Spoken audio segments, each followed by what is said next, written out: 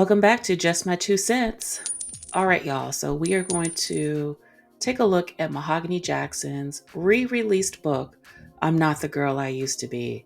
So we're going to do this 2 chapters at a time, first starting with the introduction and then chapter 1.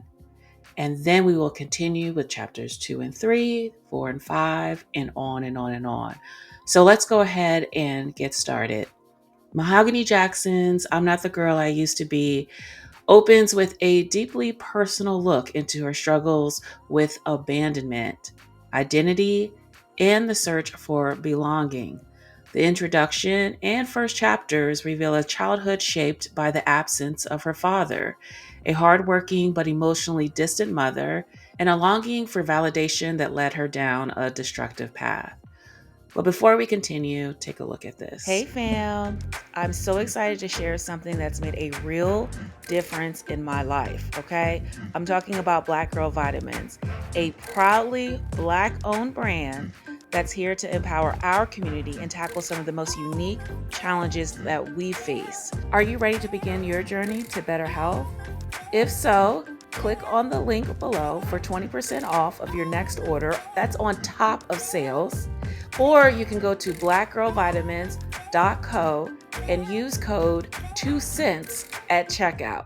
All right, so let's get into it. A reoccurring theme in the beginning of the book is how her father's absence affected her sense of self.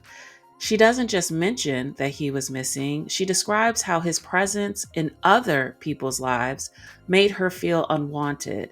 She expresses this feeling clearly, and I quote, "Not having my father present as a daily role model left me feeling empty and secretly envious when I saw him or heard him spending quality time with his other family."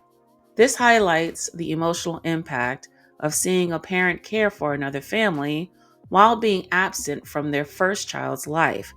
She acknowledges the envy and hurt it caused, which later influenced her choices. Another theme in the book is that she had a mother who provided but wasn't present. While her father was absent, her mother was physically there but emotionally unavailable. The book details how her mother worked constantly, providing for her in a materialistic sense, but not offering the emotional support she needed. She reflects on this by saying, and I quote, "My mother always made sure I had everything I needed materialistically, yet I longed for more of her physical presence." This speaks to a common experience for children of single parents who are constantly working to keep the household afloat. While necessities are met, emotional connection can be lacking, leaving a child feeling unseen.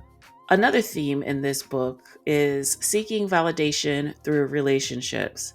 As she got older, Mahogany looked for the love and validation she didn't get at home in relationships with men. She describes how she willingly accepted the role of a side chick because at the time the attention felt like love. She acknowledges this, saying, "I was okay with being his side chick because the affection he showed me was more than any I had ever felt." This highlights a pattern that often happens when someone lacks strong foundational love at home.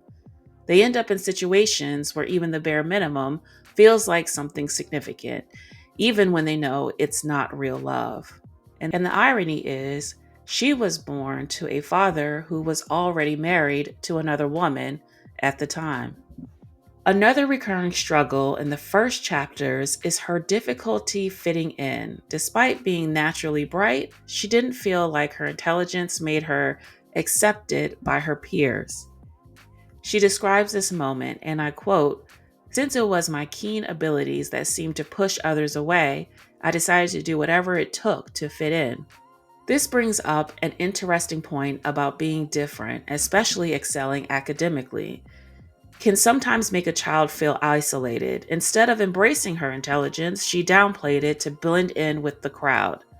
Another major moment in these early chapters is her realization that her younger sister, born into her mother's new family dynamic, was receiving the kind of parenting she never had. She describes how this made her feel like an outsider. She puts it into words here. I started to feel like an outcast and began to isolate myself from my mother, sister, and stepfather. This adds another layer to her feelings of abandonment. Not only was she left out of her father's family, but now she felt excluded from her mother's new one as well. Later, she reflects on how easy it is to compare ourselves to others without seeing the full picture. She says, too often we compare our lives to others based on what we see. Do not get worked up by someone else's false advertisement. This moment of reflection acknowledges that comparison is dangerous, but it doesn't change the fact that the pain of feeling left out was real for her. Throughout these chapters, she details how her pain manifested in reckless behavior. What started with small things like cigarettes eventually escalated. She describes this progression here. Smoking made me feel powerful and important. It gave me freedom and it filled my void for the moment. This line captures how vices can be used as a temporary escape from emotional pain. The comfort may not last, but in the moment, it feels like relief. The introduction and the first chapters lay out the foundation of Mahogany Jackson's struggles in a straightforward and emotionally raw way. The writing focuses on personal experiences without offering much outside perspective or analysis early on.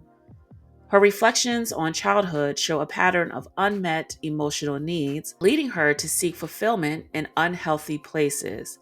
The book doesn't present solutions in these early chapters, it simply lays out her experiences, showing how past wounds shaped her behavior. For those looking to explore themes of abandonment, validation, and self destruction, the first chapters provide a personal and unfiltered look at these issues. Whether or not one can relate directly to her story, these experiences reflect struggles that are common among people who grow up feeling emotionally neglected. I encourage you all to purchase the book because not only will it help put money in Mahogany's pockets, but it will also financially support the boys. One can only hope and pray that she uses the money wisely. Okay, so did you think I was going to leave this review without giving just my 2 cents? Looking at Mahogany's book and her recent behavior, it's clear that her past trauma is still dictating her life. The absence of her father, the emotional distance of her mother, and the desperate search for validation have all shaped her into the woman we see today. The question is, will she break the cycle? Mahogany's story is not unique.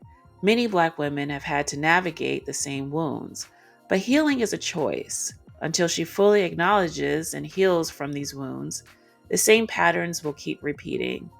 Her book is a powerful testimony, but 5 years later, it's clear that just acknowledging the pain isn't enough. True healing requires doing the inner work: therapy, self reflection, and breaking away from toxic cycles. For those watching her journey, "I'm not the girl I used to be" is a cautionary tale. If you don't heal, your past will keep showing up in your future. So, what do you think? Have you noticed these patterns in her recent actions? Let's talk about it. And until next time, that's just my 2 cents. If you haven't already done so, it's time to join the tribe. The tribe is my members only side. It's 99 cents.